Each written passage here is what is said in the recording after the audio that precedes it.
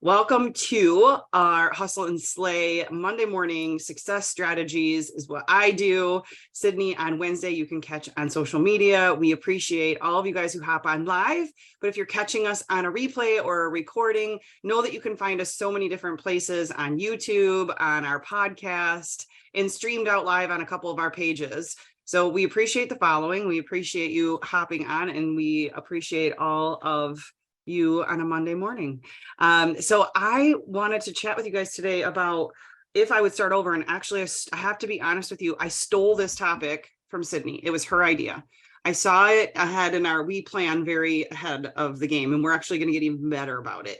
But we plan ahead of the game a little bit. And I was looking at her Trello cards a few weeks back, and I was like, ooh, I really like that topic. I'm totally stealing it, which is so unfair because I go on Mondays and she goes on Wednesdays. So it makes it look like if we do the same thing, that I'm the one that started it. She started it. I'm going to just be transparent. Okay.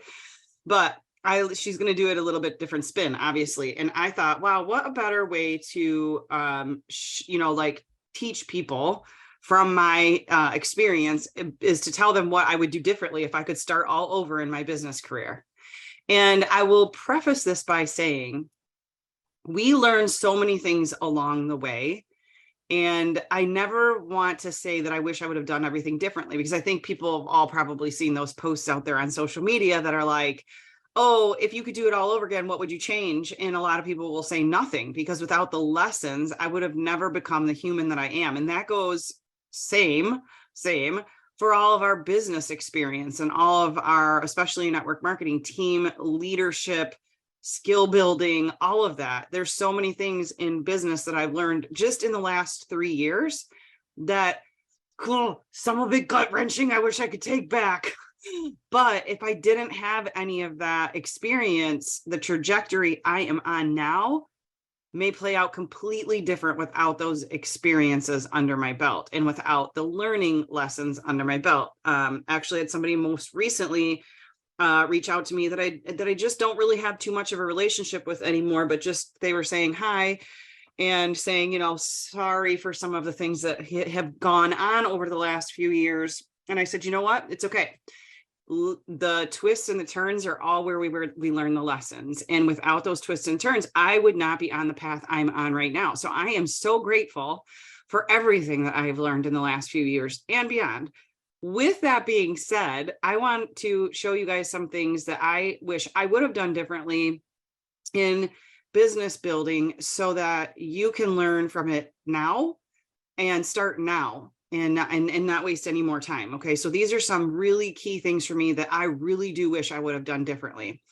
And some of them will start all the way back in the day when I was like graduating high school and college.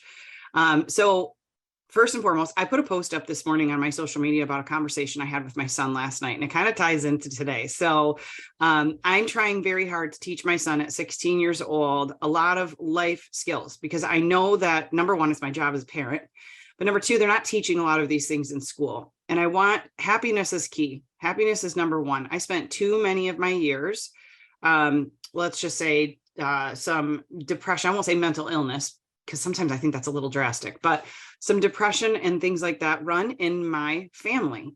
And so I have had to be very careful about choices that I make and how I handle certain things. And I've told people for years that I don't exercise for my body. I exercise for my brain. Well, now, okay, I'm a female, I'm 46. I do exercise for my body, but I exercise more for my brain. I will get 20 minutes on an elliptical machine or a treadmill more for my brain than for my body. And that's a skill I learned a long time ago. So if there is one thing I can teach you today, if there is one thing you take out of this, 20 minutes of exercise every single day, as many days of the week as you can. I know you can't always fit it in, but 20 minutes is not a lot. If you can commit to 20 minutes of pumping your blood at a little higher rate than just walking around your house, it will change your day. I promise you. Also, if you are like me and you have some depression or anxiety or things like that that run in your system because maybe family, maybe past, maybe whatever, your chemical makeup, I promise you that exercise is the best medicine you will ever be able to get. It's natural, it's endorphins, and it will change your day. Now, I am not saying there's not a need for medicine for some people. Could I have been put on medication back in my early 20s for some of this stuff? Absolutely. Because I grew up in a chiropractic family, my father was a chiropractor, medicine was always last resort. And I'm not saying that there is not good reason. Please do not mishear me. There is good reason for some individuals to absolutely be on medication. But exercise can absolutely change a lot for most people who are resorting to medication over doing the right things for their body. Take out alcohol, take out certain foods, add in exercise, add in water, add in healthy diet, and a lot of mental illness would go away in this country. I promise. So if I could teach you one thing today, it would be to add at least 20 minutes of exercise into your day, as many days of the week as you possibly can. It will solve a lot of your problems. Now, I did learn that at a young age because I did not want to take medication. And I am very grateful that I learned that, because I use that as my crutch all the time. When I am having a bad day, I make myself go do 20 minutes. If I get in more, great. But if at the end of the 20 minutes, I'm like, I still hate you, then I get off and I'm done. Literally, I can maybe name like 2 times in my whole life that I was like, I hate you, this is dumb, I'm not doing this, and went and crawled back in bed, out of all the times I made myself get the exercise in. So I'm going to tell you that is the most important lesson for today. I wish I would have started network marketing sooner. I'm certain that 99.9% of network marketers who actually take their business seriously and know the power of it would say the same thing. So if you don't have a side hustle and you are not in network marketing, I strongly urge you to find a product, service, or opportunity that fits your whatever passion. And even if you're not extremely passionate about it, find something that you can tack on as a side hustle to bring in an extra revenue stream. It is one of the easiest, fastest ways to bring in additional money to your family that there ever was, because anyone can do it. So I would have started it much earlier in my life, meaning like 18, and I would have had some sort of network marketing company that I was attached to. I wish I would have started it so much sooner. No 9 to 5. I would have never, ever, ever, had I known what I know, done a 9 to 5. That was the conversation I was kind of having with my son last night about Sunday scaries, because he was not feeling well yesterday, but he's very focused and wanted to get to school today. He is pretty self-motivated when it comes to that stuff. So he was angry that he might have to miss school today. He didn't want the consequences of what missing school today would bring him, i.e. another absence. He had influenza A at the beginning of December, so he just really did not want to tack on any more absences. He actually has a detention because of the stupid absences from an illness, but that's a whole nother mom issue at the school that we're going to control. But my son has already taken on some of those habits, which makes me even more proud of him. However, when he was having a little bit of the Sunday scaries last night about coming to school today, I wanted him to know that actually can get even more intense as you get older. So let's learn the lesson now and teach our kids now that there is another way. 9 to 5 does not have to be the way we go. And so I was doing a little research this morning about, okay, let me not take this down a deep, dark hole, the suicide rates. Sunday and Monday are the highest suicide rate days ever. Why? Because of the Sunday scaries, you guys. People don't want to go back to work. Why? Because they hate their jobs. They don't want to go back to doing something that they absolutely hate just to cover the bills. That is probably not enough money, especially today, to cover the bills. They don't want to leave their family. Okay, I was about to say something that I would offend a lot of like female feminist type people. I truly believe the mom needs to be at home. That's just me. That's why I decided a long time ago that I was going to be the mom that worked from home. I wanted my own money. I wanted to be an alpha female. Absolutely. For those of you who know me, I am that girl. But I also do believe that the mom needs to be at home. And if it's not the mom, the dad needs to be at home. Someone needs to be at home. These kids are running around like crazy and not becoming the good human adults that they should be, because there is no one at home to monitor, watch, parent, and do all the things. Let me not go down a rabbit hole. Okay. But not working a 9 to 5 and having a side hustle and having an income that is additional to the family budget solves a lot of problems. Yes? Yes. Okay, so I would have researched how not to be in a 9 to 5 much earlier. Hence, I would have started a network marketing business much earlier. One of the biggest things, well, I'm going to jump a couple of my notes because my notes are a little jumbled because like I said, last night I typed them all up and they disappeared this morning. Save money.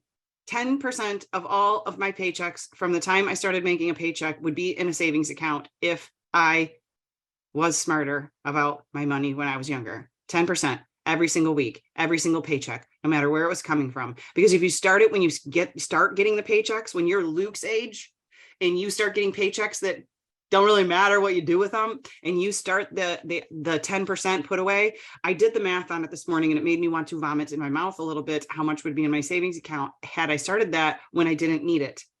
Because as time goes on and you get into college days and big girl job days, that's what I called them, big girl job days, if you were always putting away 10%, you would have always had that 10%. Your paycheck, you would have never been at the point where you couldn't pull that 10% back out of your paycheck.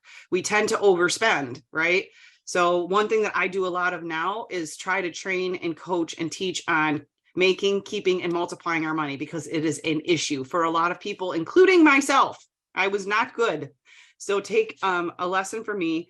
Start taking 10% out of your paycheck every single week and putting it aside in a savings account that you shall not touch, and teach your children to do the same. I won't say no one taught me that because I would be really mean to my parents, but I really don't think they taught me that. Okay. So mom, dad, if you're watching this on replay, I'm sorry. You taught me a lot of things. Obviously you did a good job. Okay. I would have invested wiser. I will invest wiser in the future. I have invested into things that required a lot of Jessica. I will not do that ever again in my life. I learned that I was the asset. I brought the money and I brought the assets, and I was taken advantage of. And I will never, ever, ever do that again. So I will invest, but I will be smarter about my investing. And I will tell you from a very hard learned lesson, make sure, when they tell you not to do business with your friends and family, it's a good piece of advice. Very good. So just be very careful how you invest into things to, build an additional business or build an additional revenue stream. People will take advantage of very smart people and people who are very hard workers. And if that is you, be very careful, because your asset might not just be money. Your asset might be you.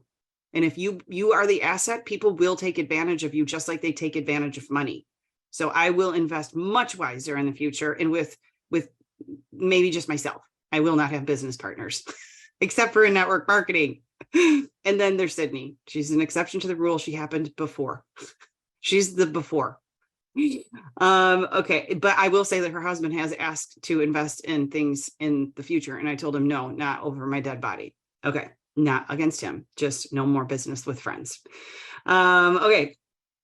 So invest wiser. I would have set my core values, which I got to do with part of my team yesterday on a Sunday, which was super fun. I think very eye-opening. And we did not get all the way to the entire process done and signed, sealed, delivered by everybody, but we got a really good start on it. And I'm going to do the same exercise with my son, because I wish somebody was sat down with me while I'm got my core values inside here. And I think from even a young age, I knew some of them. I didn't know to live by them and filter all my decisions through them. So if I had, I think I would have made very, very, sorry, I had a notification on my desktop that was extremely distracting. I had to get rid of it.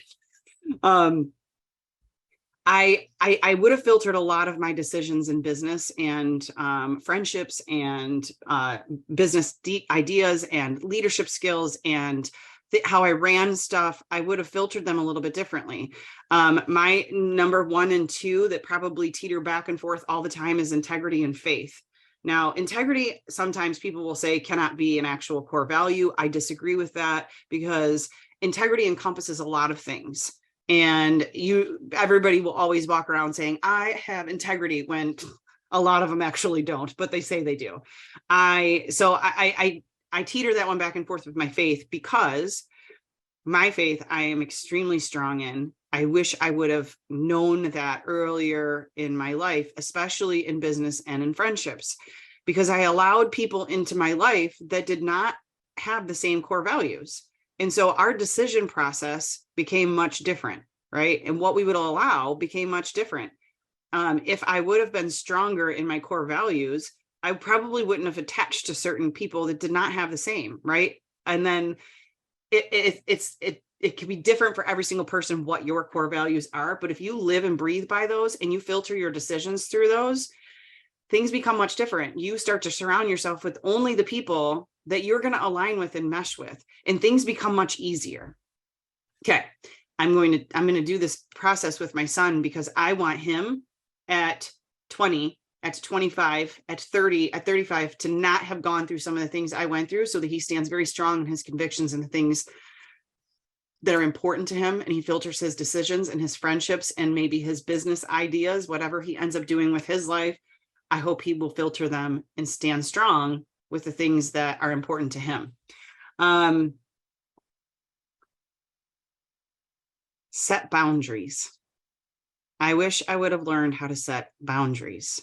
If you do not have boundaries, I suggest figuring those out for yourself, because we allow sometimes too many things to supersede our own personal space, our own personal core values. And those boundaries will help you figure out, a lot of people have a hard time saying no. I've not really had a hard time saying no. But I have had a hard time setting some boundaries and allowing me as the asset to just overwork myself for other people, because I didn't set appropriate boundaries, and it wore me out, and it caused burnout, and I wasn't building things for me. I was building things for so many other people, and it became very heavy. So set boundaries so that you know exactly what you will allow and what you will not allow, and what your time is worth to you, and who you will allow inside of those boundaries, and who you will allow. This lines up so closely to your core values, because it is what you will allow and not allow in your space. It is okay to have boundaries, and it is okay to say no. I know, especially for females, that's kind of hard sometimes. We're used to being the giver and the lover and the person who just says yes to all of the kids, even if those kids are not our kids. Okay. I wanted to make sure I hit all the top ones before I get to the last two. Okay. Tools. Fill your toolbox. I, in college, got my degree in business and / marketing, major in business, minor in marketing. After I was done with my bachelor's degree, I actually went right back to college because I was going to start some classes to go on for my master's degree, which I do wish I would have finished, although I'm just not sure, because I think that life lessons gave me in business, gave me way more education and tools in my toolbox than a master's degree would have in my field, just for me. But I did start taking some classes in web design, and this was really before dating myself. This is really before the internet was as big and fancy as it is now. It was really just getting cooking, right? And I stopped because I was like, I got my college degree. I got my big girl job. I'm good. It was before I owned any businesses myself, but I got enough experience under my belt to be a little bit tech savvy and know how to build my own websites. And I've continued that, but I got lazy because I had other things that were making me money. So I didn't keep sharpening the saw, which means adding more tools to my toolbox. And so back in October, so this is a very recent lesson. Back in October, I decided I was so done paying other people to do work for me that I could do myself. Now, there is a time and a place to hire out some things. However, the lesson I learned, and I think this is so valuable, if you are smart enough and you have the time to start learning some tools yourself, i.e. how to build a website, it's actually pretty easy. They've made this so much easier than when I was actually learning how to code back in like 2000, whatever that was. You can learn skills so easy. YouTube University has everything you could possibly imagine. And I actually found a new membership site that can teach you so many things for a very inexpensive amount. If you're looking to add tools to your toolbox, I will share that with you. So I started an eBay business when I first had Luke because I wanted to stay at home. It was so important for me to stay at home with my son. And so I started back then, he would have been 1, 2, 3, and he's 16 now, so you can do the math. I started Facebook ads. I had an eBay account. I was selling on eBay and I new stuff, not reseller, but like new stuff. And I had a Facebook page back then because my friend Heather, who's a photographer, some of you know her, told me you need to get on Facebook and create a business page for your business. And I did. And that was huge. It was huge. And then you could do Facebook ads much easier than you can now. It's a little more complex and convoluted now. But I was doing them back then, 12 years ago. And because I didn't need to do that anymore, I dropped that skill set, and it has grown by leaps and bounds at this point. And now I'm having to go back and learn how to do Facebook ads myself. I have pissed away, excuse my language, pissed away so much money letting other people run ads for me in different businesses. Thousands and thousands and thousands of dollars. I've also paid other people a lot of money to build tech tools that are very simple to build. It's just time consuming to learn how to do them. So again, I am not saying there is not a time and place when you are making enough money to hire things like this out, because we all should know our hourly rate, right? We should all know what our hourly rate is and what we are worth, and then hire out the rest of it. I hire out a lot of stuff, but I've learned my lesson in, if I can learn it myself, I'm learning it myself first. I'm going to get good enough that I can do it myself, and then I will hire it out. Because if there is ever a problem, if they are ever not doing their job, if it is ever not up to my standards, I can go back and plug myself in, right? I can be the solution to all of those problems. It's not that I want to always end up being the one that does all that. There's only 24 hours in a day, and I can't possibly hit all of my targets if I am stuck in the minutia of building the back end of things all the time. But I will tell you what, I have learned so much in the last 90 days, you guys, 90 days, that I feel so empowered to be able to run my own business and not pay another person a single dime to operate behind the scenes. And when I say operate, I mean build websites, I mean do Facebook ads, I mean build funnels, I mean all of the tools I need to run an online social media business. Now, that is not for everyone. It's just a piece of advice for me if you're very serious about being able to absolutely crush and dominate in the social space, because this is not going away. If you want to build your own business online, learn how to do so. If you have free time and you're pissing away some of your time, learn the tools that can make you more money and save you money, and then hire it out later once you have the skill set under your belt. I will never again hire somebody to do something that I can learn myself and do myself, and then I'll learn it, and then I'll do it, and then I will hire it back out so I can always plug myself back in. One lesson, just Jenny, I can help you. One lesson, or I should say not lesson, I was just like validation to this theory, right? Sid and I launched this app, built the whole thing myself. Well, I mean, I used a company, but I built all of the app and all of the modules and everything in it, and the emails and all of the stuff and the funnels and the sales page. I did it. I did not hire anybody to do that.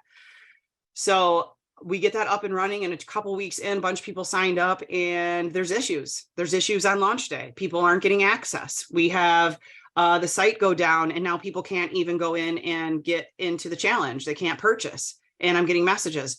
If I had hired somebody out to do that, I would have had to wait for them to come in and fix all of our stuff. I was able to walk across the hall from my bedroom when I woke up that morning to these messages and log in and troubleshoot and fix the problem and have us back up and running in minutes. That is what I want. Now, will I hire that stuff out in the future? Quite possibly. But I will always be able to walk across the hall, plug in and turn on and fix my own problems. So having as many tools in your toolbox as humanly possible. I will tell you, here's what I'm going to do, and you can choose if this is up your alley or not up your alley.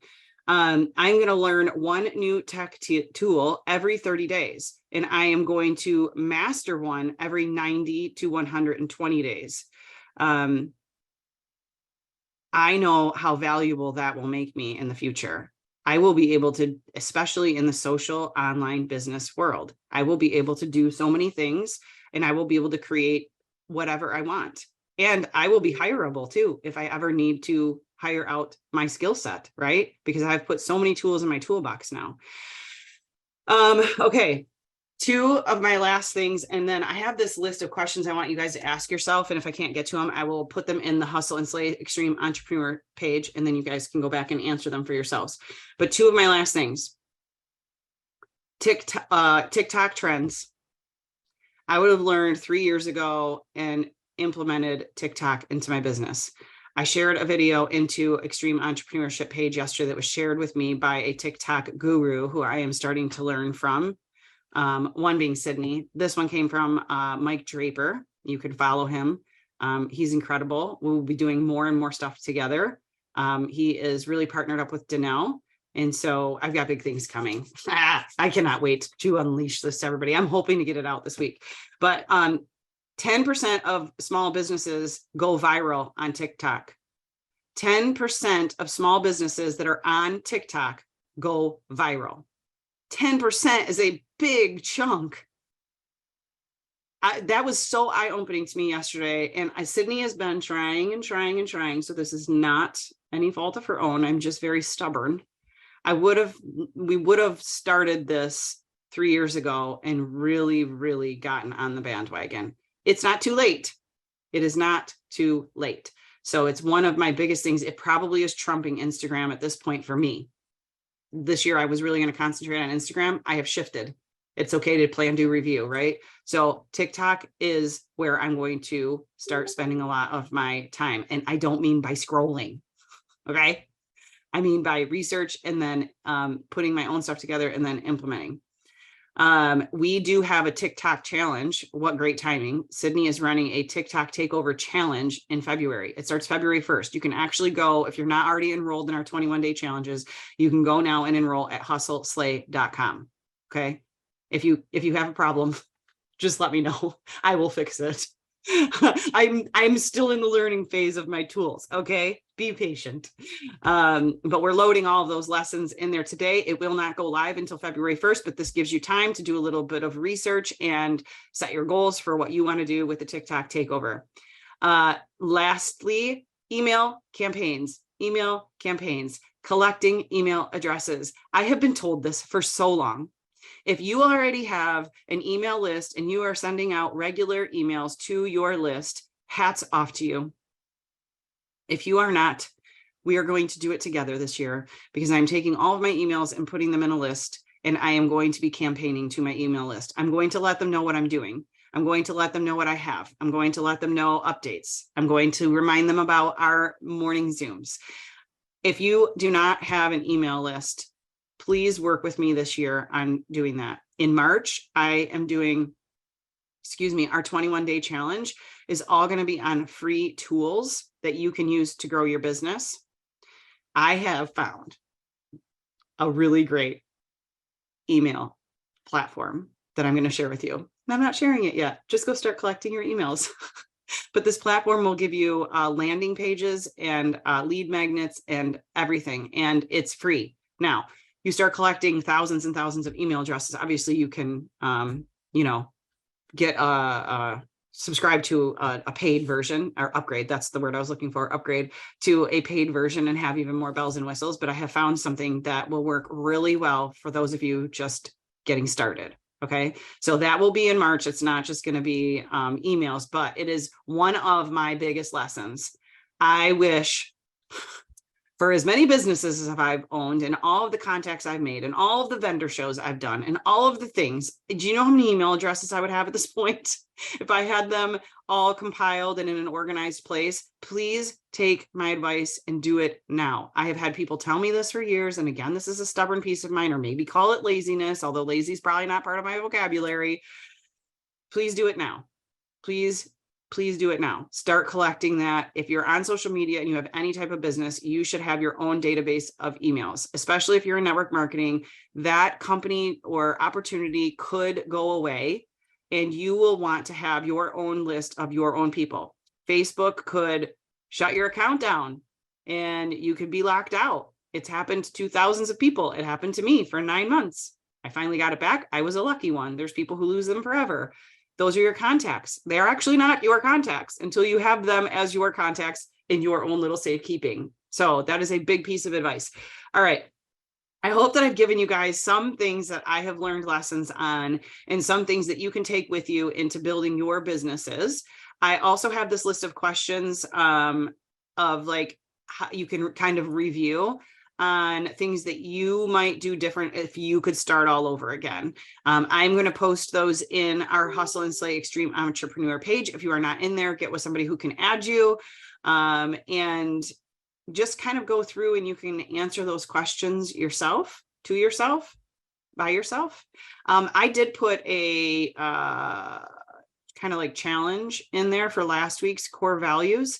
If you have done that homework and come up with yours, please share them in that thread. I was actually going to give a book away to somebody who did that. A book that I wanted to recommend for today. Oh my gosh, I almost forgot. What got you here will not get you there. What got you here will not get you there. I wish somebody would have given me this book in college. What got you here will not get you there. I think that's exactly the title, but I could be off by a word or two. Okay, you'll find it. It's a really good book. It's taught me some very valuable lessons of things I wish I would have known when I started my network marketing leadership career. It's good to know those now, but I would have done some things differently had I had that book in my hands. So it is a really great book. If you're looking at kind of like planning, doing, reviewing, re-strategizing, and starting over. Okay. I hope that you guys have a fabulous week ahead and much success.